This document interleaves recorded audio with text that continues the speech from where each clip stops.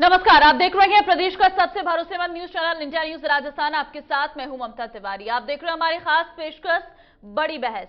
भारत निर्वाचन आयोग ने आगामी विधानसभा चुनाव की तारीखों का ऐलान कर दिया है। राजस्थान में 30 नवंबर को मतदान होने हैं और 3 दिसंबर को जो है मतगणना होगी। राजस्थान में अधिसूचना और नामांकन की शुरुआत 30 अक्टूबर को होगी। उम्मीदवारों के नामांकन की अंतिम तारीख 6 नवंबर है। वहीं नामांकन पत्रों की जांच 7 नवंबर तक की जाएगी और उम्मीदवारी वापस लेने की अंतिम तारीख 9 नवंबर है। इसके अलावा 23 नवंबर को मतदान होगा और 3 दिसंबर को रिजल्ट आएंगे। चुनावों के ऐलान के बाद प्रदेश में आदर्श आचार संहिता लागू कर दी गई है, जिसे चुनाव पूरा होने के बाद हटाया जाएगा। आचार संहिता लागू होने के कुछ घंटे बाद ही बीजेपी ने अपनी पहली लिस्ट जारी कर दी है। आपको बता दें कि पहली सूची में 7 सांसदों सहित एक रिटायर्ड आईएएस का नाम भी शामिल है।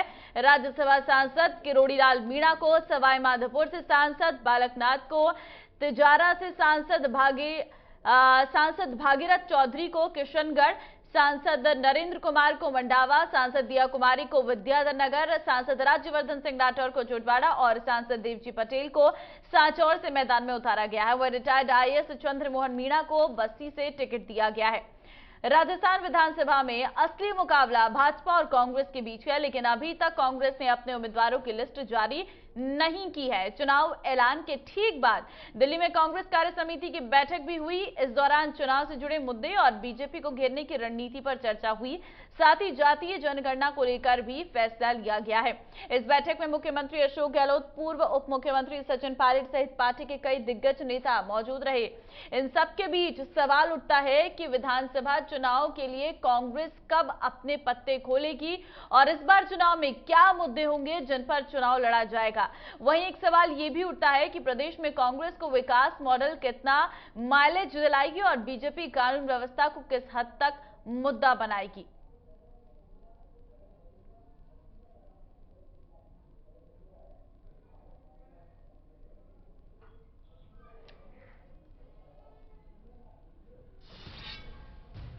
तो आज की बड़ी बहस का सिलसिला शुरू करें उससे पहले हम आपको कुछ बयान सुनवाते हैं।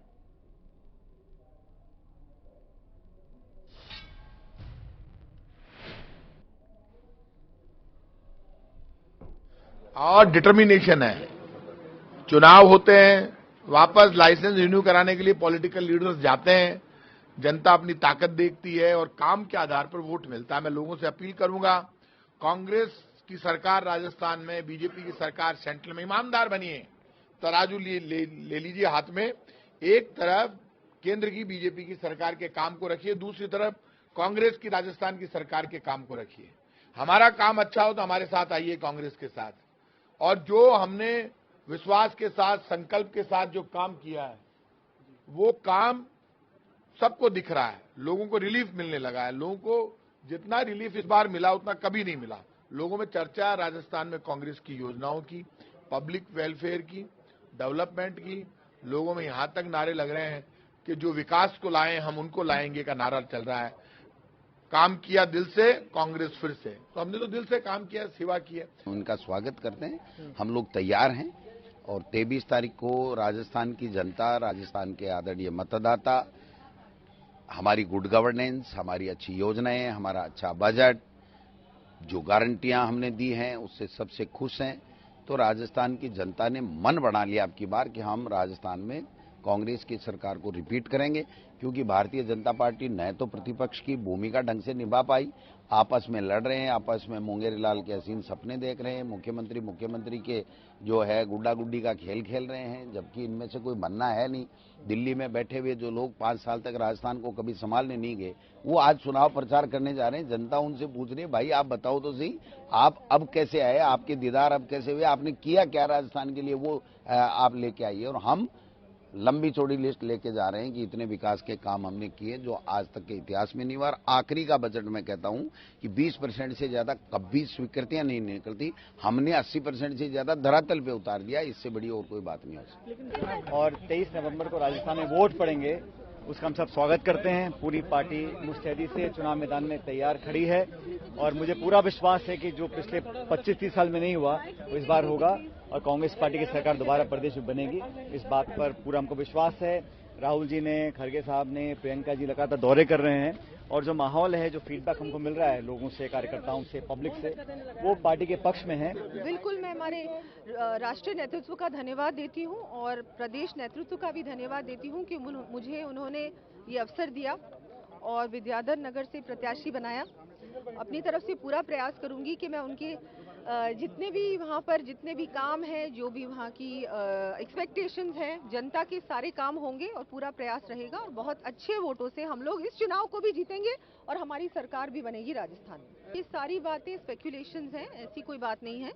जो भी राष्ट्रीय नेतृत्व तय करेगा उसको अवसर मिलेगा, लेकिन अभी हमको हमारा जो फोकस है पार्टी का, वो सबको एक साथ मिलकर चुनाव लड़ना है और कमल का फूल हमारा प्रत्याशी भी है। आप अच्छी तरह से जानते हैं, मोदी जी ने खुद ने सभा में ये बोला है। बहुत मैं आभारी हूँ हमारे नेतृत्व की कि मैं क्योंकि महिला हूँ और मुझे भी अवसर मिला, जयपुर से अवसर मिला और मुझे लगता है कि एक इतना बड़ा काम जो हमारे प्रधानमंत्री जी ने और केंद्रीय नेतृत्व में किया है कि हमारा जो अधिकार दिया है महिला को, जो 33% रिजर्वेशन हमारी बहनों को मिला है, उससे हम महिला सशक्तिकरण में बहुत मील का पत्थर साबित होगा। महिलाओं को एक मौका मिलेगा और इस चुनाव में भी आप देखेंगे और अगले चुनाव में तो ऑब्वियसली होगा ही होगा, लेकिन बहुत बड़ा काम है और मैं बहुत आभारी हूँ कि उन्होंने मातृशक्ति को इतना मान सम्मान उनका बढ़ाया। तारीख आ रही है, पता लग जाएगा आप कितने पानी में हैं। आपके कर्म जनता के सामने आने वाले हैं। आप न तो नारी की सुरक्षा कर पाए, न युवाओं को उनका हक दे पाए, न किसानों के साथ न्याय कर पाए, न नारी की सुरक्षा कर पाए। आज राजस्थान की मर्यादाओं को तार तार किसने किया? राजस्थान के विकास को अवरुद्ध किसने किया? राजस्थान में तुष्टीकरण किसने किया? आज किसान युवा आत्महत्या कर रहा है, जिम्मेदार कौन है? महिलाओं की इज्जत तार तार हो रही है, तो जिम्मेदार कौन है? इसलिए राजस्थान के जन जन ने मन बना लिया है कि इस नकारा सरकार की विदाई तय करनी है। और दो खास मेहमान हमारे साथ हैं। एक हैं प्रियदर्शनी भटनागर, कांग्रेस से हैं, और साथ ही विकास भारत भारतीय जनता पार्टी से हैं। तो सबसे पहले प्रियदर्शनी जी, आपके पास ही आऊंगी। कब तक आ जाएगी लिस्ट? सबसे बड़ा सवाल तो इस वक्त यही है। चुनाव की तारीखों का ऐलान हो गया है, भारतीय जनता पार्टी ने अपनी लिस्ट भी जारी कर दी है। इंतजार है कि कांग्रेस आखिर कब अपने पत्ते खोलेगी, कितना समय और माने? देखिए, कांग्रेस की जो प्रत्याशियों की जो लिस्ट है वो बिल्कुल अंतिम स्थिति में, अंतिम दौर में है। शीघ्र ही मैंने आपको बोला कि वो आपके समक्ष आ जाएगी।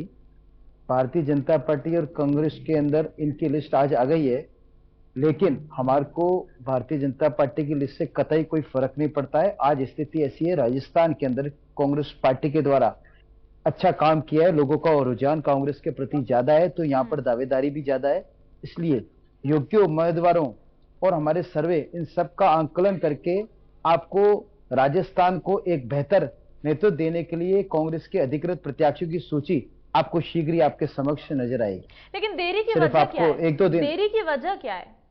मैंने बताया आपको कि आज राजस्थान के अंदर कांग्रेस के पक्ष में माहौल तैयार हुआ है और आम जनता के मन में यह विश्वास है कि दोबारा राजस्थान के अंदर कांग्रेस की सरकार आएगी और लोगों को जन कल्याण का मौका मिलेगा, राजस्थान का विकास होगा। ऐसी स्थिति के अंदर आज युवाओं का, महिलाओं का और इस राजस्थान की जो शक्ति है, युवा शक्ति है, जो जनता है, उनका रुझान कांग्रेस के पक्ष में, तो उधर दावेदारी भी कांग्रेस के पास ज्यादा है, उम्मीदवारी भी कांग्रेस के प्रति ज्यादा है। जबकि आप देख लीजिएगा कि भारतीय जनता पार्टी में दावेदारी यहाँ मान लीजिए शून्य है। आज आप इन्होंने 41 जो अपने कैंडिडेट्स उतारे हैं, जिसमें उन्होंने अपने तो सांसद लेकर आए हैं, यानी कि इनके ऊपर लोकल स्तर पे तो इनके पास में पूरा इन्होंने काम किया होता है। इनके अगर एमएलए ने या जिन्हों को इन्होंने प्रत्याशी बनाया था या उन्होंने विपक्ष की भूमिका निभाई होती तो आज वो जनता में दोबारा जाते, परंतु आज इनके पास में ऐसी स्थिति नहीं थी, तो इन्होंने गुमराह करने के नियत से सांसदों को मैदान में उतारा है। परंतु कांग्रेस में ऐसी स्थिति नहीं है। कांग्रेस के अंदर विचार मंथन चल रहा है और योग्य उम्मीदवारों की सूची आपके समक्ष शीघ्र ही आने वाली है। विकास जी, 7 सांसदों को मैदान में उतारने का क्या मतलब है?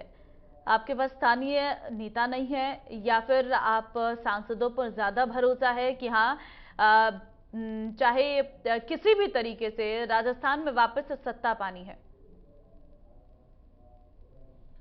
देखिए ममता जी, भारतीय जनता पार्टी जो है वो पूर्ण रूप से लोकतंत्रात्मक तरीके से चलने वाली पार्टी है, ना कि किसी परिवार के द्वारा चलाई जा रही पार्टी।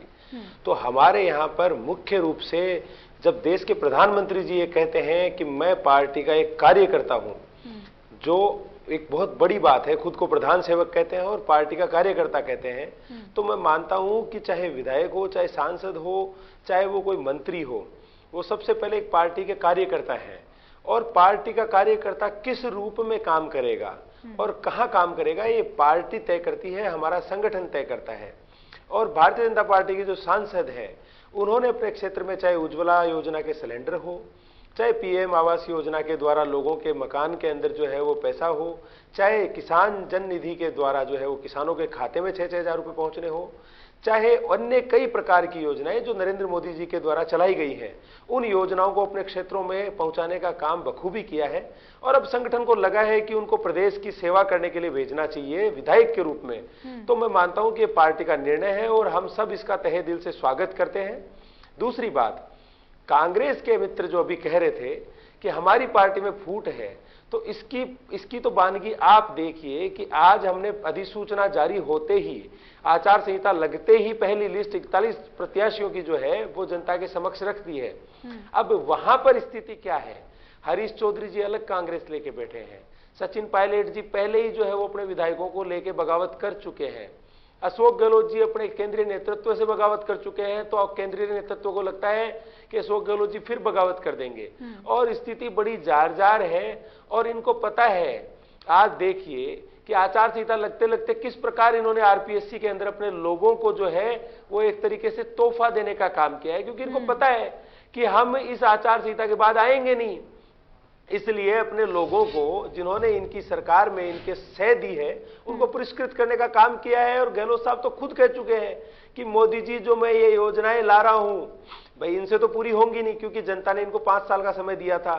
उस 5 साल में तो ये कभी तो इनके पायलट साहब दिल्ली जो है वो भाग गए अपने विधायक लेके, कभी जो है वो गहलोत साहब केंद्रीय नेतृत्व आया तो तनोट जाके बैठ गए, कभी इनके विधायक जो है वो आप किन मुद्दों को लेकर जनता के बीच जा रहे हैं, या सिर्फ ये है कि कांग्रेस ने ये नहीं किया, कांग्रेस ये कर रही है, कांग्रेस के अंदर ऐसा है, ये मुद्दे हैं, या फिर मुद्दे कोई और भी हैं? वास्तविक मुद्दे क्या हैं जिन पर आप इस बार चुनाव लड़ रहे हैं और जनता के बीच जा रहे हैं? मुद्दे 2 प्रकार के होते हैं ममता जी।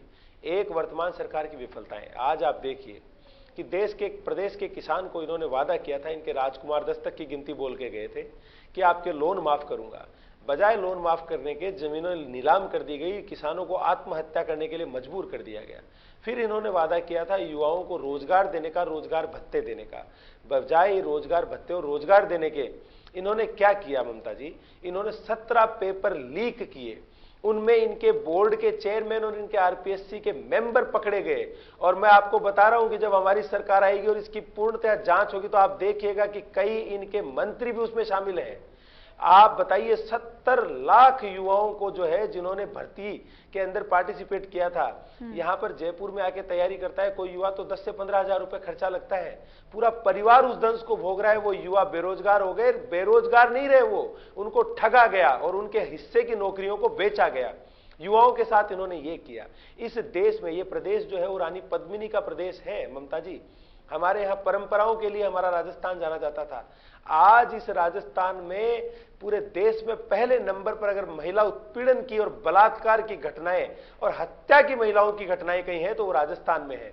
15,000 के करीब। ठीक है, ये तो आपने सरकार की नाकामी बता दी है। अब आप अपने कौन से विकास कार्य गिना रहे हैं जनता को? हम ममता जी, हमने सबसे पहले मैं आपको निवेदन करूं कि मुख्य एजेंडा जो राजस्थान सरकार में है, युवाओं को रोजगार का, महिलाओं को सम्मान का, किसानों को उनके अधिकारों का और प्रत्येक नागरिक के सुझाव जानने के लिए भारतीय जनता पार्टी ने इनकी तरह 5 साल पूरे होने के ऊपर विजन 2030 नहीं मांगा। हमने हमारा संकल्प पत्र बनने से पहले जो है हमारे राष्ट्रीय अध्यक्ष जी ने उनकी अगवानी के अंदर जो है गांव गांव, ढाणी ढाणी तक हमारे संकल्प रथों को भेजा है। और वहां से आम आदमी जिसके मन में राजस्थान को लेकर पीड़ा है, इस सरकार को लेकर जिसके मन में दुख है, उसके सुझाव मांगे हैं कि वो आपनो राजस्थान, हमारा राजस्थान किस प्रकार का चाहता है। हमारा टैगलाइन है आपनो राजस्थान सुझाव आपका, संकल्प हमारा, और हम लोगों के द्वारा दिए गए सुझावों के आधार पर बहुत चलिए मैं जल्द आपसे जो उन है सुझावों वो को एक जानूंगी, क्या सुझाव मिले आप लोगों को, उसके बाद आपसे जानती हूँ। प्रियदर्शनी जी, ये जो आरोप लगते रहे हैं कांग्रेस पार्टी पर, खासकर राजस्थान में जो अंदरूनी कलह की है कि पार्टी कई हिस्सों में बंट गई है, ये कई हिस्सों में बटी पार्टी आखिर किस तरीके से एकमुश्त होकर चुनाव लड़ेगी? क्योंकि ये बात कहने में मुझे कहीं से कहीं तक गुरेज नहीं है कि सचिन पायलट के बोल कुछ और है, अशोक गहलोत के बोल कुछ और है, और यही दो नेता आपकी पार्टी के इस वक्त वरिष्ठ नेता है राजस्थान में। सबसे पहले तो मैं भारतीय जनता पार्टी के साथी से निवेदन करूंगा कि अभी मैंने जो इससे पहले जो मैंने बोला था उसकी रिकॉर्डिंग देख लें। मैंने कतई भारतीय जनता पार्टी की फूट का तो नाम लिया ही नहीं था, परंतु भारतीय जनता पार्टी ये स्वयं प्रेरणा से और जो इनकी वास्तविकता है, जो इनकी सच्चाई है, बिना कहे इनकी जबान पर आ गई। मैंने फूट का नाम लिया नहीं, भारतीय जनता पार्टी का नाम नहीं लिया। ये कहने लगा ये हमारी फूट के बारे में बोल रहे हैं। भाई हमने तो बोला ही नहीं, बोल तो आपके नेता रहे हैं, आपके नरेंद्र मोदी जी आके मंच पे बोल जाते हैं।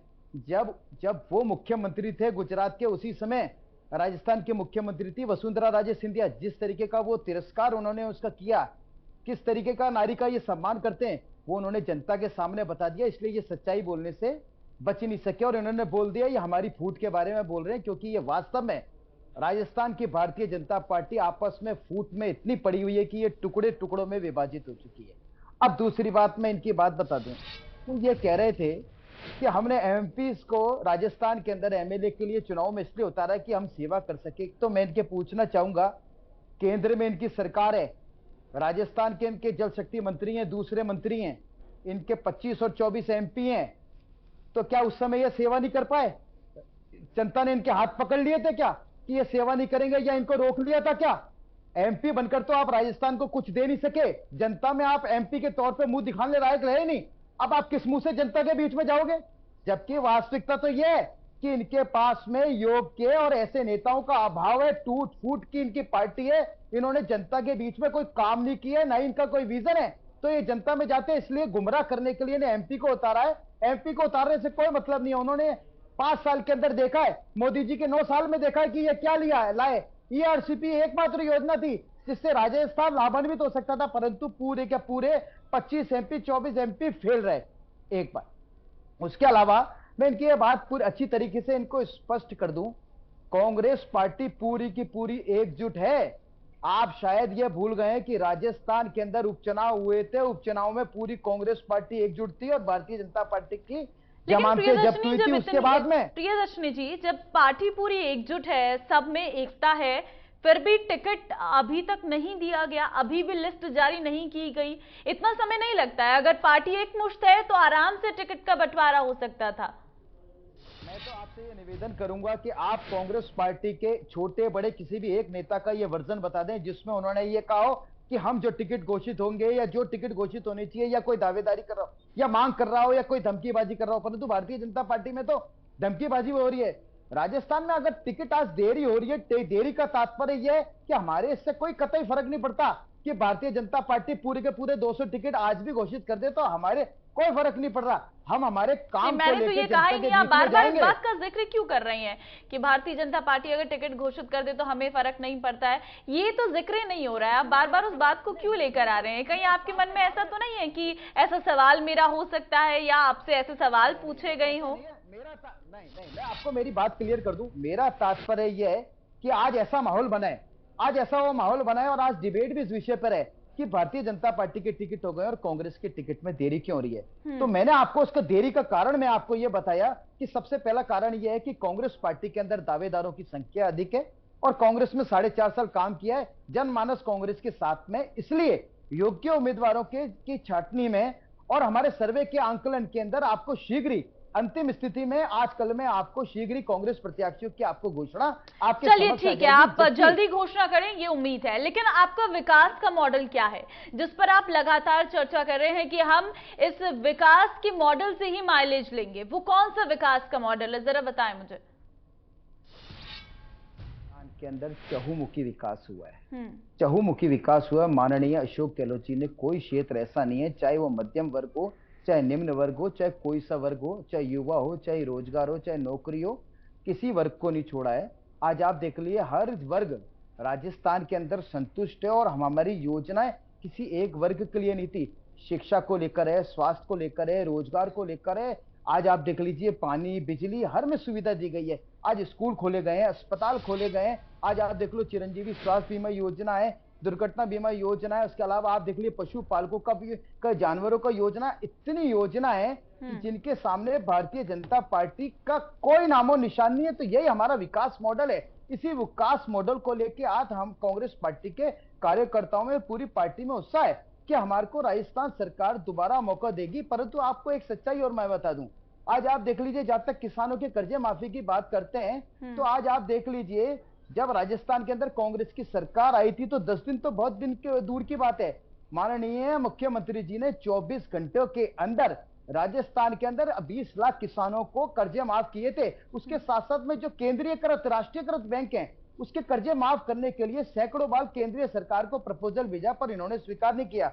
इसके विपरीत आप देख लीजिए इन्हों का पोस्टर है जो पूरा चर्चा का विषय आपके सामने भी आएगा, जिन्होंने कहा अब नहीं सहेगा राजस्थान, वास्तव में नहीं सहेगा। इन्होंने झूठी फोटोएं लगाई हैं, ये इनके हड़बड़ाहट है। आज आप देख लीजिए जो किसान, जिस किसान की इन्होंने फोटो लगाई है, जिसकी जमीन नीलाम हुई है, जो कर्जे में डूबा है, वो खुद ने आज मीडिया के सामने आके कह दिया कि मेरे पास तो ऐसी कोई स्थिति नहीं है, मुझे भारतीय जनता पार्टी ने अपमानित किया और मैं मानहानि का मुकदमा भी करूंगा। इसके बारे में क्या जवाब है इनका? मतलब इन्होंने किसी की भी फोटो लेके कहीं पर भी लगा दी। ये दुष्प्रचार करना, भ्रम पैदा करना, ये भारतीय जनता पार्टी की एक टेक्निक है। ये इस टेक्निक से आप सफल नहीं हो सकेंगे। आप इनसे भले 15 घंटे बुला लीजिए, ये यही कहते रहेंगे कि हम सुझाव ला रहे हैं, हम सुझाव ला रहे हैं, हम सुझाव ला रहे हैं। आप आज स्थिति में जो चुनाव में आपने अपने कैंडिडेट उतार लिए, अभी भी आप ये नहीं बता पा रहे हो आपके मुद्दे क्या हैं। आज की तारीख में आप नहीं बता पा रहे हो कि आपने कुछ किया होता तो आप बताते ना कि हमारा ये विजन है, हमारा ये सोच है, ये हमारे ये मुद्दे हैं। भारतीय जनता पार्टी के पास में कोई मुद्दा नहीं है।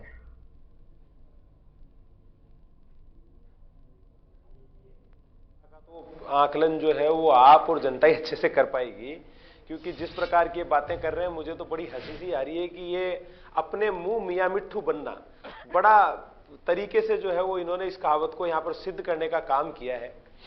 पहले तो ये कह रहे हैं कि एमपीज ने कोई काम नहीं किया। अरे तो भैया पीएम आवास योजना का पैसा अगर आज राजस्थान के लोगों को मिला है तो क्या वो राजस्थान एमपीज का योगदान नहीं है? उज्ज्वला योजना के तहत ये तो चुनाव के अंदर जो है वो वोट लेने के लिए इन्होंने एक प्रकार से ये कुछ महीनों पहले 18 लाख ये बता रहे हैं।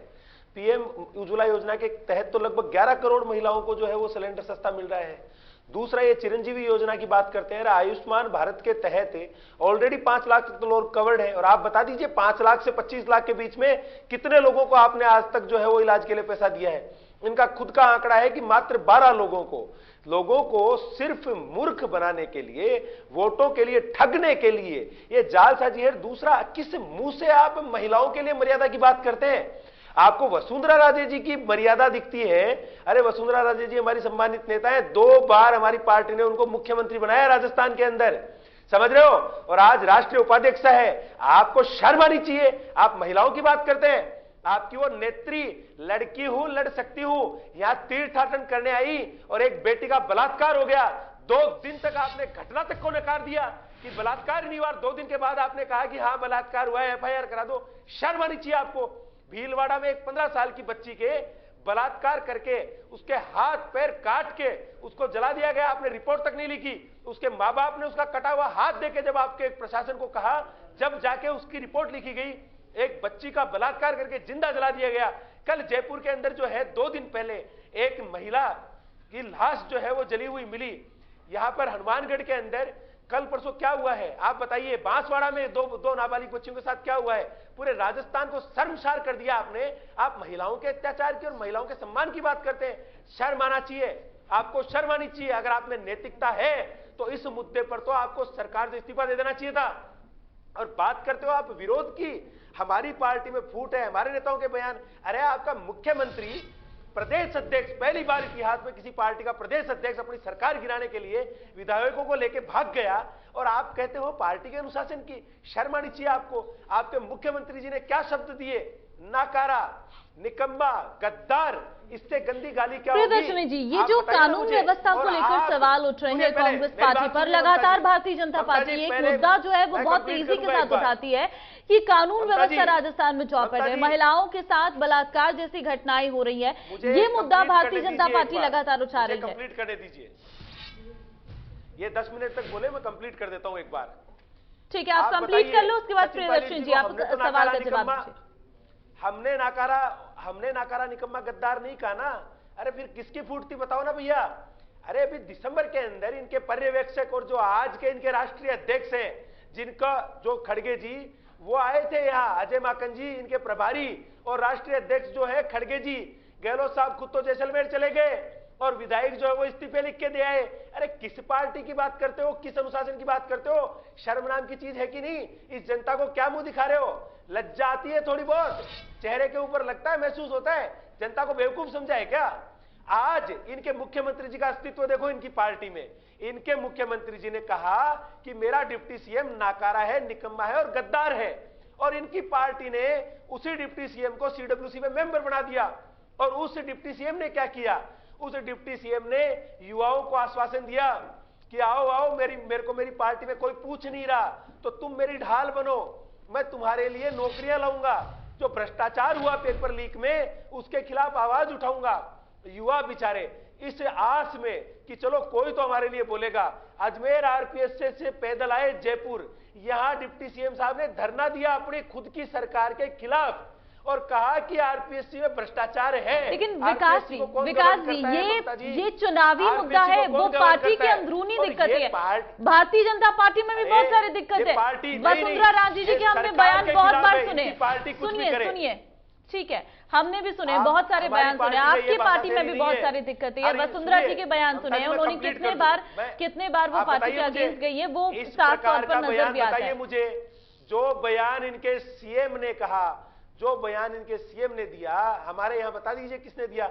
और इनके यहां तो पर्यवेक्षक आए, हर जिले के अंदर जूतम पट्टे हुए हैं, कहीं कुर्सियां फेंकी गई, कहीं पर्यवेक्षकों को ठोका गया, पीटा गया। ये किस एकता की बात करते हैं?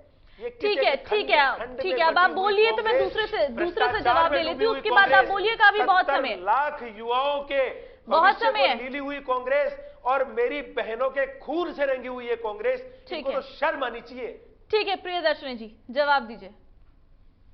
देखिए भारत साहब, बड़ी इनमें जोश है, मैं इस जोश को इनका स्वागत करता हूं, जोश का, परंतु इनको मैं कहूंगा थोड़ा सा आत्मचिंतन भी कर ले। आज ये महिला दुष्कर्म और जो दूसरे आंकड़े हैं उसके लिए बात कर रहे थे, तो मैं इनको ये बता दूं कि जब वसुंधरा राजे सिंधिया जी की राजस्थान के अंदर सरकार थी, उस समय के आंकड़े, तथ्यात्मक बात करें और आज के आंकड़े आप देख लीजिए। वसुंधरा राजे सिंधिया जी के दौरान जो एफआईआर थानों में दर्ज नहीं होती थी, आम पीड़ित को, महिलाओं को, बुजुर्गों को, सबको जाके कोर्ट के माध्यम में 156 सीआरपीसी के तहत जाके एफआईआर दर्ज करानी पड़ती थी। आज बता दो उस समय अरे आप बोलिए, मैंने आपको डिस्टर्ब नहीं किया। अब आप फिर वापस से बोलो, आपकी दिल की निकाल लो, फिर मैं आपका एक बार में जवाब दे दूंगा। उस वसुंधरा राजे सिंधिया जी के टाइम पर 37-38% जो मुकदमे दर्ज होते थे वो 156(3) के तहत दर्ज होते थे, परंतु आज राजस्थान में इसके विपरीत माहौल है। आज महिला व्यक्ति कोई भी थानों में जाता है तो उसको स्वागत केंद्र मिलते हैं, जहां पर बिठाया जाता है, उसका दर्द पूछा जाता है और उससे एफआईआर दर्ज करी जाती है। घर बैठे एफआईआर दर्ज हो सकती है, ऑनलाइन एफआईआर दर्ज हो सकती है। आप ये किस टाइप के आंकड़े बता रहे हैं?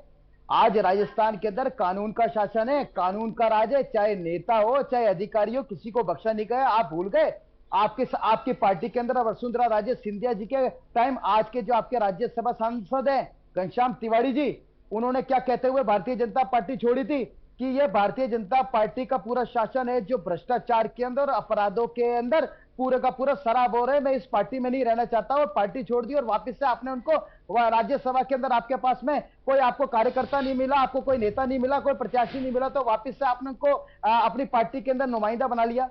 अब जब आप तोड़फोड़ की बात करते हो तो पूरा देश जानता है पूरा देश अच्छी तरीके से जानता है किस तरीके से आप लोकतांत्रिक व्यवस्था इस देश के अंदर स्थापित करना चाहते हो। काका आपने सरकार तोड़फोड़ नहीं करी, काका आपने तोड़फोड़ का प्रयास नहीं करा। और आपसे मैं ये पूछना चाहता हूं, मैं आपकी बड़ी काबिलियत, आपका जोश है, आपका जोश उस समय कहां चले जाता है जब मणिपुर क्या भारत का हिस्सा नहीं है क्या? वहां भारतीय जनता पार्टी की सरकार नहीं है क्या? वहां मोदी जी क्या कर रहे हैं? मुंह छुपाते हुए क्यों फिरते हैं? संसद में बोलने से डर गए, जब सदन ने वॉकआउट किया तब आपने भाषण दिया। आपकी स्थिति क्या है? मणिपुर में बोलने लायक हो? आप कानून का शासन है, क्यों आप राष्ट्रपति शासन नहीं लगाते हो? वहां क्यों आपके मुख्यमंत्री को नहीं हटाते हो? आपके राज्यपाल ने क्या बोला? राज्यपाल ने बोला कि अगर मैं सच्चाई बोलूंगी तो विवाद बढ़ेगा। सत्यपाल मलिक कौन सी पार्टी के हैं? वो आपके पार्टी के राज्यपाल थे, उन्होंने आपकी कौन कौन से आपकी तारीफें बताई है? किस तरीके का आपने सेना को छोड़ा है क्या आपने? आज किस मुंह से आप जनता के बीच में जाओगे? सांसद लेके आए, आगे वाली लिस्ट में भी सांसद लेके आए, क्योंकि आपके पास में दावेदारों का पूरा टोटा है, अभाव है, आपके पास में योग्य उम्मीदवार है ही नहीं। आप इधर उधर करते रहोगे, कान चाहे घुमा घुमा के पकड़ो, परंतु जनता अच्छी तरीके से जानती है आप लोगों के पास में कोई विजन नहीं है, कोई सोच नहीं है। आपका सारा समय विपक्ष को कोसने में जाता है, आप अपनी बात बता नहीं पाते हो। आपने राजस्थान को क्या दिया 9 साल के अंदर? महंगाई, बेरोजगारी, काला धन, जीएसटी, कोरोना, कुप्रबंधन, गंगा के अंदर लाशें गई हैं, नोटबंदी के अंदर आप एटीएम के बाहर लाखों लोगों की लाशें गई हैं, सैकड़ों लोग मरे। ये आपका जवाब है? देखिए, किस मुंह से आप जनता के बीच में जा रहे हैं? आपके पास में कुछ नहीं है। राजस्थान के अंदर आपके पास में कोई, राजस्थान के अंदर आप कतई नहीं टिक रहे हो। सुझाव लेंगे, किस चीज का सुझाव लेंगे? आपके सुझाव भी आ जाए तब भी आप आ जाए सामने, आपको कोई सुझाव नहीं देगा। आपके पास में यही सुझाव है कि आप विपक्ष में बैठे और तैयारी के साथ विपक्ष में बैठे और एक विजन लेके बैठे, देश को कुछ देने की नियत रखें, देश से लेने की नियत नहीं रखें। आपने पूरा देश बेच दिया, अब आप किसको बेचना चाहते हो? आपके मोदी जी की बात करते हो, आप मोदी जी की बात करते हो। हमारे में पार्टी प्राथमिकता होती है, गारंटी की गारंटी मोदी है, ये किसने बोला? पार्टी कुछ नहीं है क्या आपकी पार्टी में? भारतीय जनता पार्टी में उन्होंने एक बार भी बोला कि अपने संबोधन में कि भारतीय जनता पार्टी की जो कथन है वो गारंटी है? नहीं, उन्होंने बोला मोदी की गारंटी है। ठीक है, और उन्हीं का कथन है कि आप कमल को वोट दे दें, मोदी को चुनाव के लिए। ठीक है प्रियदर्शनी जी, ठीक है। इस बार की, क्योंकि अभी हम अब की बात कर रहे हैं, मुद्दे पे आने जाए तो बहुत सारे मुद्दे ऐसे हैं, कौन सी पार्टी क्या है उसकी जमीनी हकीकत आम जनता बहुत अच्छे से जानती है। उसे ये नहीं मतलब कि आपकी पार्टी के अंदर क्या हो रहा है, उसे ये मतलब है कि हमें क्या मिल रहा है। वो पार्टी को तभी वोट देगी आम जनता जब उसे कुछ मिलेगा। विकास जी, आप लोगों के इस बार क्या विजन रहने वाला है? विधान अगर आप जीत जाते हैं तो आप क्या देंगे जनता को? पहले मैं आपको एक बात बताता हूं ममता जी, कि आप सौभाग्य से मेरी बहन है, महिला है, आप बैठी हुई है इस शो में, और मुझे शर्म आती है कि इतने असंवेदनशील व्यक्ति के साथ मुझे डिबेट में हिस्सा लेना। इतनी शर्म आती है, कहते हैं तो भारतीय जनता पार्टी छोड़ के नहीं देते हो आप हर सेंटेंस में बोलते हो शर्म आती है, तो बीजेपी छोड़ दो, आप देशों के साथ आती है। बीजेपी छोड़ दो, शर्म आती है। अनपढ़ एगड़ और राहुल गांधी को फॉलो करने वाले से ज्यादा उम्मीद हम करते भी नहीं। ये आपकी शालीनता है, ये पार्टी के अंदर आपको शालीनता दी है। अनपढ़ बोल रहे हो, आपको पता है क्या है आपके सामने वाले व्यक्ति का क्या? तो कौन से एटीएम के बारे 1 लाख आदमी देखे आपने? शालीनता नहीं साहब, आप नोटबंदी साबित करिए कि कौन से एटीएम के बारे आपने 1 लाख लोगों की लाश देखी थी? बताइए आप, बताइए आप, पूछा है क्या मैंने? कौन से एटीएम के बारे 1 लाख लोगों की लाश देखी थी आपने? विकास जी 1 मिनट, ये सवाल नहीं पूछा है मैंने जो सवाल पूछा उसका जवाब दीजिए। लाखों लोगों की लाश थी, बताइए कहां थी? एक बात बताइए, कहां देखी आपने लाश? एक बात बताइए। गुमराह करते हो, विकास जी, झूठ, हर बात में झूठ, बताइए ना, आपको नजर नहीं? आप बताइए ना कौन से आंकड़े, आप बताइए कहां से लाए आंकड़े, आप खड़े हो, आप बताइए ना। आप साबित, मैं चैलेंज करता हूं आपको, आप सिद्ध करिए कितने काम करती है, आप दोनों डिबेट कर लीजिए। घोटाला नहीं है, हम छोड़ के चले जाते हैं, घोटाला नहीं है, आप दोनों आपस में करिए। आप इनको रोकिए ना ममता जी। विकास जी, जो मैंने सवाल पूछा था, जो सवाल पूछा था प्लीज उसका जवाब दीजिए। आगे क्या विजन है आपका? तो ये बीच में बोल रहे हैं ना, वो नहीं बोलेंगे बीच में। आप भी किसी पार्टी के नेता इन सब चीजों पर बात यहाँ नहीं कर रहे। इंडिया न्यूज इसके लिए डिबेट नहीं करता, डिबेट मुद्दों पर करिए। आप बताइए आगे आपका विजन क्या है? मैं उनसे भी यही कह रही हूँ, आपसे भी यही कह रही हूँ, प्लीज अब इस बात को खत्म करिए। विकास जी, विजन क्या है? क्या वो मुद्दे हैं जिनके लिए आप जाएंगे और जनता आप पे भरोसा जताए? क्या देंगे आप जब आप सत्ता में आएंगे? इन्होंने इनकी अल्प बुद्धि से जो बातें करी है उसका जवाब दे देता हूं मैं। फिर देखो आप मेरी बात ये कौन सी पार्टी के, कौन सी पार्टी से जुड़े हुए हैं? अरे तो भैया कौन से लाख आदमी मरे आप बताइए ना, आप बताइए ना कौन से लाख आदमी मरे? आपकी कितनी भुगती है? आप बताइए ना, कितनी बुद्धि है? या आप आपके बताइए ना, वर्जन से पता चल रहा है? अरे आपका वर्जन से पता चल रहा है आपकी मजबूरी में समझता हूं। अगर आप दोनों ही बात करेंगे, अगर आप जयजयकार दोनों करने बोलेंगे पर तो मुझे समझ आदमी नहीं आएगा। संकीर्ण विकास जी ठीक है, उस आपकी बात को स्थिति खत्म को मैं करिए। समझता विकास हूं। जी ठीक है, मुझे पता है भारतीय जनता पार्टी के प्रवक्ताओं के पास खूब दम है, वो खूब बोल सकते हैं, लेकिन मुद्दों पर बात कर लेते हैं। आप जो सवाल पूछा उस पर अगर आप शांति से जवाब देंगे तो ही हमें डिबेट आगे बढ़ा सकेंगे, वरना हमें यही खत्म करनी पड़ेगी, कोई फायदा नहीं होगा। इसके आप अपना विजन बताइए कि हम ये विजन है, हम इस विजन के साथ जाएंगे जनता के बीच में। जनता जाने तो सही, तभी तो वोट देगी आपको। आप अपना विजन बताइए। ममता जी, दुख होता है जब राजस्थान के अंदर, मैं कह रहा हूं 18 साल से कम उम्र की 15,000 बच्चियों को बलात्कार करके, और जो है वो इस दर्द से, मैं कहता हूं एक महिला का बलात्कार होता है तो शरीर का नहीं, आत्मा का बलात्कार होता है, और उसके ऊपर इतना असंवेदनशील बयान आता है कि हमने तो थानों में स्वागत कक्ष बना दिए, उनकी एफआईआर दर्ज कर ली। अरे धिक्कार है आपके स्वागत कक्षों पे। उन स्वागत कक्षों के अंदर मैं कह रहा हूं किसी की बहन को ना जाना पड़े। आपने वो स्वागत कक्ष इसलिए बनाए थे कि मेरी बहनों का बलात्कार हो और उन स्वागत कक्ष में बैठ के वो एफआईआर लिखे, ये करने के लिए आए थे। आप बात करते हैं वसुंधरा जी की सरकार में इतने बलात्कार हुए, पहली बात तो इनके आंकड़े झूठे हैं सरासर, और वो बोलने में ये एक्सपर्ट है। बाकी आप बताइए कि क्या आप यही वादा करके आए थे कि वहां इतने बलात्कार हुए तो हमारे भी इतने होंगे? अरे अपराधियों पे डर कायम कर पाए, अपराधियों के अंदर भय व्याप्त कर पाए, नहीं कर पाए तो विफल हो, गलती मानो, और आपके प्रवक्ता ने मानी है। मैंने आपसे इस बात पे बात करने के लिए बोला ही नहीं। अगर मैं भारतीय जनता पार्टी पे बताने लगी, आपकी भी बहुत जगह सत्ता है, वहां के भी आंकड़े आ जाएंगे सामने, वहां पर भी किस तरीके की कानून व्यवस्था है वो हमको बहुत अच्छे से पता है। आप जिस सवाल का जवाब दीजिए, सवाल का जवाब दीजिए। राजस्थान में क्या सिचुएशन है हम भी जानते हैं, हम भी जानते हैं राजस्थान में क्या सिचुएशन है, आप भी जानते हैं कि बाकी अन्य स्टेटों में जहां पर आपकी सरकार है वहां पर क्या सिचुएशन है। विकास जी आपके पास कोई विजन है? आप उस पर बात करेंगे? आप उस पर बात करेंगे? कोई विजन है आपके पास? इनके लगाए हुए जवाबों का आप या तो आप तय कर लीजिए कि ये जवाब लगाते रहे, मुझे जवाब नहीं देना, आप कह दीजिए। अरे आप जवाब दीजिए, आप कहां से कहां मुद्दे को घुसाते चलेंगे? आपने शुरुआत की, उस बात को खत्म करिए ना। अब ये मुद्दा ये है क्या? मुद्दा हम चुनाव को लेकर कर रहे हैं, मुद्दा बलात्कार का सबको का मैं आपके लोक कल्याणकारी वसुंधरा सरकार को आज तक जाना जाता है।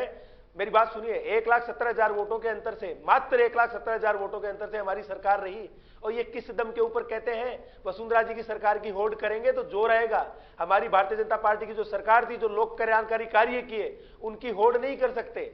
दूसरी बात, ये मणिपुर की बात करते हैं, मणिपुर के अंदर आप लोगों की नीतियों की वजह से गृह युद्ध जैसी स्थिति पनपी। आप लोगों की सरकारों ने वहां पर जो बहुसंख्यक समाज था उसको अल्पसंख्यक बना दिया। जो तुष्टीकरण इस देश में आप करते आए हो, वही तुष्टीकरण आपने मणिपुर में करने का प्रयास किया, और आपकी कारगुजारियों की वजह से मणिपुर में यह स्थिति। और मणिपुर में जो दृश्य हुआ वो तो बांसवाड़ा में हुआ। बिल्कुल सभ्य समाज जहां है वहां पर तो दो समुदायों के बीच युद्ध है। अरे बांसवाड़ा में उसी प्रकार मेरी एक आदिवासी बहन को निर्वस्त्र किया गया, उसके ऊपर आपका जवाब कहां चला जाता है? आप मणिपुर के ऊपर यहां बात कर रहे हैं। बांसवाड़ा को लेकर सरकार बनाई थी आपने, राजस्थान की जिम्मेदारी मांगी थी आपने राजस्थान की जनता से। आज आप मणिपुर की इधर उधर की बातें करते हैं। अरे भैया अपना बताइए ना कि आपने राजस्थान में क्या किया। आप बात करते हैं प्रशासन की, आपके यहां प्रशासन, अरे एक बहन की एफआईआर दर्ज नहीं होती और हनुमानगढ़ के अंदर उसको जो है पेट्रोल डालकर आग लगानी पड़ती है। अभी 10 दिन भी नहीं हुए उस घटना को। विकास जी, क्या आपको पहले हमारी टीम की तरफ से ये नहीं बताया गया था कि मुद्दा क्या है? मुद्दा बलात्कार का है। बिल्कुल बताया गया था, लेकिन इनको क्यों नहीं बताया आपने वो मुद्दा? उनको भी मैंने बताया। आप बार बार उसी चीज को दोहरा रहे हैं, आप बार बार उसी चीज को दोहरा रहे हैं। विकास जी, मैं आपसे कह रही हूं कि आप इस मुद्दे को शांत कर दीजिए। हम इस मुद्दे पर बात करने के लिए नहीं बैठे हैं। आप बार बार वही मुद्दे पर आ रही हैं, बार बार वही मुद्दे पर आ रहे हैं, फिर मुझे ये पूरी डिबेट खत्म करनी पड़ेगी। क्या ये मैं करूं? मैं आपसे ही पूछ लेती हूं, या आपके पास कोई जवाब है, या आपका कोई विजन ही नहीं है? भारतीय जनता पार्टी का कोई विजन नहीं है, सिर्फ वो इन्हीं मुद्दों पर बात करेगी, ये आप कहना चाह रहे हैं? या कोई विजन है तो वो आप मुझे बताइए, अगर नहीं है तो आप ना बोल दीजिए। ये इनकी सरकार के फेलियर थे ममता जी। ठीक है, आपने उनकी सरकार के फेलियर बता दिए, लेकिन आप अपनी सरकार की अच्छाइयां बता दीजिए। आप अच्छाइयां बता दीजिए, आप अपनी अच्छाइयां बताइए मुझे। मैं बताता हूं। हाँ जी, मैं बताता हूं। आज नरेंद्र मोदी सरकार को इस देश में 9 साल हो गए कार्य करते हुए। आज तक एक आरोप हमारी सरकार के ऊपर भ्रष्टाचार का नहीं है। एक केंद्र में सरकार हमने देखी थी, एजी, 2G, जीजाजी, कोलगेट, 2G स्पेक्ट्रम, बोफोर्स, कि हर चीज में घोटाला, हर चीज में घोटाला। सिर्फ यूपीए की सरकार में 12 लाख करोड़ के घोटालों की रिपोर्ट केग ने पेश की थी। आज वही ये देश है जहां 1 रुपए का भ्रष्टाचार का आरोप नहीं लगता। आप देखिए रिकॉर्ड जो है वो हाईवे 37 किलोमीटर से ऊपर प्रतिदिन देश के अंदर हाईवे बनाए जा रहे हैं। जो भारत लार्जेस्ट मोबाइलों का खरीदार था, आज विश्व में दूसरे नंबर का सबसे बड़ा मोबाइल उत्पादक देश भारत बन गया है। कितने रोजगार सृजन हुए। आज भारत की ऑटोमोबाइल इंडस्ट्री, चाहे भारत की महिंद्रा को देखिए, चाहे टाटा को देखिए, आज भारत की ऑटोमोबाइल इंडस्ट्री जो है वो पूरे विश्व में सबसे तेज रफ्तार से आगे बढ़ती हुई ऑटोमोबाइल इंडस्ट्री है। भारत का कपड़ा उद्योग देखिए, भारत के अंदर कितने स्टार्टअप्स को जो है वो इनिशिएट करके सरकार ने आज युवाओं को रोजगार और युवाओं को संबल देने का कार्य किया है। ये एक तरफ विदेशों में देखिए भारत का क्या सम्मान हुआ है। आज किस प्रकार का अभी हमने G20 का कितना अद्भुत आयोजन ये देश कर पाया है और किस प्रकार की सम्मान जो है वो हमें विदेशों के अंदर भाग देखने को मिलता है। यही विकास जी, प्रधानमंत्री का चेहरा ही रहेगा कमल या का कोई और? निशान और प्रधानमंत्री हाँ। जी बिल्कुल नरेंद्र मोदी जी के नेतृत्व में उनके चेहरे पर कमल के निशान के ऊपर चुनाव लड़ा जाएगा। क्यों राजस्थान में कोई नेता नहीं है क्या? और संविधान मत, राजस्थान में ऐसे कोई नेता नहीं है बिल्कुल जिसके नेता चेहरे है, पर चुनाव लड़े? नहीं, राजस्थान में नेता है और राजस्थान के अंदर नेता जो है उन्हीं में से मुख्यमंत्री बनाया जाएगा। और जल्द ही चुनाव के बाद जब 23 तारीख को चुनाव हो जाए और 3 को जब रिजल्ट आ जाएगा तो उसके बाद जो है वो आपको राजस्थान का ही चेहरा मुख्यमंत्री के रूप में देखने को मिलेगा। लेकिन जो संविधानात्मक व्यवस्था है कि बहुदल, कौन होगा? कोई चेहरा है ना? आप बताइए संविधान के अंदर क्या व्यवस्था है, संविधान में क्या व्यवस्था है मुख्यमंत्री बनाने के लिए? कोई नाम है, कोई चेहरा है? विकास जी आप मुझे बताइए ना, संविधान में मुख्यमंत्री मेरे सवाल का जवाब दीजिए। आप हुई है मेरे सवाल का जवाब दीजिए। कोई चेहरा है, कोई नाम है? जवाब में मैं आपको चुनाव देखिए ममता जी, चुनाव जब होता है विधानसभा का तो विधायक दल जो बहुमत से जो विधायक दल बनता है जिसमें ज्यादा विधायक होते हैं वो दल तय करता है कि कौन मुख्यमंत्री बनेगा। अभी वो दल गठित हो चुका है क्या? ठीक है, काफी फॉर्मूला आपका अपने राज्यों के लिए भी होता है ना, वहां पर आप चेहरा पहले से दिखा लेते हैं। वहां संविधान बदल जाता है, राजस्थान में संविधान बदल जाता है और संगठन। ठीक है प्रियदर्शनी जी, मुख्यमंत्री अशोक गहलोत के सानिध्य में ही चुनाव लड़ेंगे या फिर सचिन पायलट के? कौन होगा? एक बार आप रिपीट करेंगे, एक बार रिपीट करेंगे, वो पीछे से बोल रहे थे सुनाई नहीं आया। मुख्यमंत्री अशोक गहलोत का ही चेहरा होगा या सचिन पायलट का चेहरा भी होगा या कोई और नेता भी है जिसका चेहरा होगा? देखिए, इस विषय के ऊपर माननीय मुख्यमंत्री जी के द्वारा और कांग्रेस आला कमान के द्वारा, राहुल गांधी जी के द्वारा और बाकी सारे नेताओं के द्वारा ये स्पष्ट कर दिया गया है कि कांग्रेस के अंदर एक सामूहिक नेतृत्व के अंदर आला कमान कांग्रेस पार्टी के नेतृत्व में चुनाव लड़ा जा रहा है। हमारा जो विधायक दल आएगा वो नेता का चयन करेगा और उसको आला कमान घोषित करेंगे। ममता जी, इनके यहाँ तो मुख्यमंत्री होते हुए नेता नहीं तय कर पा रहे। आपको मैंने डिस्टर्ब किया ही नहीं, अब आपको डिस्टर्ब किया ही नहीं मैंने, आप बोले जा रहे हो, फिर ये कौन सी आपकी शालीनता है? उसके अलावा जो जिस बात का जवाब आप इनसे लेना चाहते थे मैं आपको थोड़ी देर पहले तो बोल रहे थे आप। बोल लो, आप बोल लो, आपको समस्या दिखती है कोई? बोल लो, मौका नहीं मिलता है लगता है। ठीक है विकास जी, मैंने आपसे इतना समय मैंने आपको दे दिया, ठीक है थोड़ा सा शांत हो जाइए, आप पानी पी लीजिए। प्रियदर्शनी जी बताइए। जी जी जी, देखिए माननीय इनके प्रधानमंत्री नरेंद्र मोदी जी आज राजस्थान के अंदर भारतीय जनता पार्टी के मुखिया के तौर पे, कमांडर के तौर पर यहाँ चुनाव के लिए यहाँ आए हुए हैं। सबसे बड़ी दुर्गति भारतीय जनता पार्टी की यह है कि राजस्थान के अंदर इनको अशोक गहलोत जी और कांग्रेस के नेताओं के और कांग्रेस पार्टी के कामों के सामने इनके सामने कोई नेता इनको मिला नहीं। एक बात। दूसरी चीज, जहां तक विजन की बात है वो मैं बता दूं, ये क्या करेंगे इनसे 100 बार पूछा गया, छोटे बड़े हर नेता से पूछा जाता है इनका विजन, पर ये नहीं बता पाते हैं। उसका कारण यह है कि उसका जीवंत उदाहरण माननीय मोदी जी ने कह दिया कि अगर भारतीय जनता पार्टी की सरकार तो जो कांग्रेस की योजना है बेहतरीन है, हम इसको और अच्छा करेंगे। मतलब उन्होंने, इनका एडमिशन तो आ गया, इन्होंने ये कह दिया कि कांग्रेस की योजना है उसको हम बेहतरीन है, उसको हम और बेहतरीन करेंगे, मतलब अच्छी जन कल्याणकारी योजनाओं को हम बेहतरीन करेंगे। तो ये जन कल्याणकारी तो आज इन्होंने मान लिया। आज इन्होंने राजस्थान सरकार की, कांग्रेस सरकार की जन कल्याणकारी योजनाओं को मान लिया, परंतु इसके विपरीत ये भारतीय जनता पार्टी की केंद्रीय नेतृत्व भाजपा सरकार का कुछ काम बता पाए क्या? आज राजस्थान के अंदर 25 एमपी हैं इनके, जनता चीख चीख के पूछ रही है कि आप 25 एमपी क्या लेकर आए, आपने राजस्थान को क्या दे दिया? कुछ नहीं, क्योंकि इनकी मोदी जी के सामने बोलने की हिम्मत ही नहीं है, क्योंकि भारतीय जनता पार्टी एक व्यक्तिवादी पार्टी है। आप देख लीजिए, मोदी जी के संबोधन से, भाषण से आपको घमंड और अहंकार साफ प्रदर्शित होगा, चाहे वो किसी भी पार्टी के नेता हो। मैं बिल्कुल आज सकारात्मक नजरिए से कहूंगा, इस तरह की भाषा किसी भी नेता को नहीं बोलनी चाहिए जो खुद को आगे रखे और पार्टी को पीछे रखे। कि उन्होंने अभी जो लास्ट भाषण दिया, जो लास्ट बार राजस्थान के अंदर आए, उन्होंने एक बार भी भारतीय जनता पार्टी का नाम नहीं लिया कि भारतीय जनता पार्टी के पर आप विश्वास करो, या भारतीय जनता पार्टी की ये नियत है, या भारतीय जनता पार्टी आपको ये दे सकती है। वो सिर्फ ये बोल रहे थे, मोदी मोदी मोदी मोदी, गारंटी की गारंटी मोदी, डबल इंजन की सरकार। अरे डबल इंजन की सरकार इनकी कितनी जगह फेल हो गई। ये क्या हिमाचल को भूल गए क्या? ये कर्नाटक को भूल गए क्या? ये पंजाब को भूल गए क्या? कहां चले गए? आज ये कांग्रेस को मुक्त करने चले थे, आज ये हिंदुस्तान के अंदर। जी, कांग्रेस में तो राजस्थान में तो लंबे समय से चला आ रहा है। 1 साल 5 साल कांग्रेस रहती है, 5 साल भारतीय जनता पार्टी रहती है। पहले बहुत लंबे समय से 25 साल से हम ये देखते आ रहे हैं। बिल्कुल रहता है।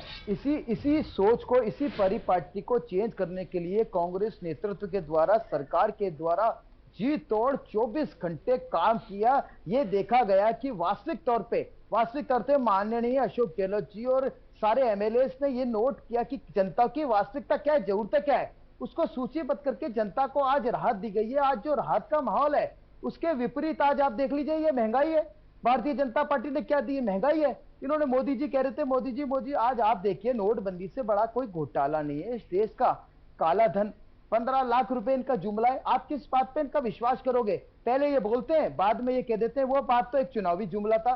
तो इनकी सच्चाई हम किसको माने? चुनाव में ये जो बोल रहे हैं वो चुनावी जुमला है या इनका कोई विजन है? पहली चीज तो ये क्लियर करें। दूसरी चीज, इनका कोई विजन नहीं है, ये सिर्फ कांग्रेस पार्टी को पूछते रहेंगे। आज आप ठीक है, मैं इसका जवाब ले लेती हूँ। विकास जी, आखिरी जवाब आपसे लूंगी। विजन आपका कुछ नहीं है, आप सिर्फ जो कांग्रेस की खामियां हैं उन्हीं को गिना रहे हैं, और मैं ये 45 मिनट की डिबेट में भी मैंने यही देखा है। जी, आपको मैं विजन बता देता हूं ममता जी। भारतीय जनता पार्टी का विजन है कि युवाओं के उनको अधिकार का रोजगार मिले, उनके लिए जो भर्तियां हो वो लीक ना हो, उनके अधिकार का जो कुछ भी इस प्रदेश में है वो संरक्षित करके उनको दिया जाए, महिलाओं को उनका सम्मान मिले, महिलाओं के प्रति जिस प्रकार की घटनाएं हो रही है उनके ऊपर रोक लगे, हमारे देश के किसानों को जो है, हमारे प्रदेश के किसानों को जो है वो उनके अधिकार की, चाहे बिजली हो, चाहे उनकी फसलों की एमएसपी रेट्स हो, चाहे उनको होने वाले नुकसान की इंश्योरेंस हो, वो सब मिले और इस प्रदेश के अंदर भरपूर इंफ्रास्ट्रक्चर मिले। ये हमारा विजन है ममता जी। ठीक है, अब मैं आपको बताता हूं, मेरे मित्र जो अभी कह रहे थे, जो मेरे मित्र कह रहे थे कि मोदी जी खुद को आगे रख के मोदी कहते, भैया मोदी जी खुद को नहीं आगे रखते, मोदी जी को देश ने आगे किया है। वो इस देश के प्रधानमंत्री हैं, भारतीय जनता पार्टी के अध्यक्ष नहीं है, इस देश के प्रधानमंत्री हैं। अभी ये शालीनता और मर्यादा की बात कर रहे थे, देखो ये बीच में फिर बोले ना। देखिए, इनको अपने समय में शालीनता याद आ जाती है, पर एक्चुअली असलियत तो बता ही देते हैं। अभी मोदी जी की मिमिक्री करने की कोशिश कर रहे थे, अरे नहीं हो पाएगी। चलिए ठीक है विकास जी, बहुत अच्छा बोले आप, ठीक नहीं है, बहुत अच्छे तरीके से आपने बातों को रखा। कंप्लीट कर देता बहुत अच्छी टॉपिक है, मेरे पास इतना समय नहीं है, मेरे पास समय नहीं है विकास जी, बहुत लंबा, आपने बहुत लंबी बातें कर ली हैं। मैं एक आखिरी सवाल प्रियदर्शनी जी आपसे ये रहूंगी, हम कब देखेंगे कांग्रेस की लिस्ट, कितने दिन और हैं? देख लीजिए, आज दिल्ली के अंदर सारे ऑब्जर्वर की और पार्टी के आला नेताओं की बैठक हुई है, सबको बुलाया गया है। तो मैं ये समझता हूँ 1-2 दिन में आपको कांग्रेस की जो अधिकृत लिस्ट है वो जनता के सामने आ जाएगी। ठीक है विकास जी, बहुत छोटा सा, आपको क्या बात करनी है, बहुत छोटे, जल्दी से। ये अभी अपने सीएम साहब की योजनाओं की तारीफ कर रहे थे। अरे तो भैया फिर सीएम साहब को सीएम फेस क्यों नहीं अनाउंस कर रहे? अरे आपके पास में कुछ तारीफ करने को है क्या? चलिए ठीक है, आप दोनों का बहुत धन्यवाद, बहुत धन्यवाद आप दोनों का तमाम बातों का जिक्र करने के लिए और इस चर्चा में हिस्सा लेने के लिए, बहुत धन्यवाद। तो फिलहाल लगातार क्योंकि चुनाव नजदीक आ गए हैं, तारीखों की घोषणा हो गई है, भारतीय जनता पार्टी ने पहली लिस्ट जारी कर दी है। अब इंतजार है कि आखिर कांग्रेस कितना और समय लगाएगी अपनी पहली लिस्ट जारी करने में। फिलहाल इस बड़ी बहस में बस इतना ही, बाकी अन्य खबरों के लिए आप बने रहिए इंडिया न्यूज के साथ। नमस्कार।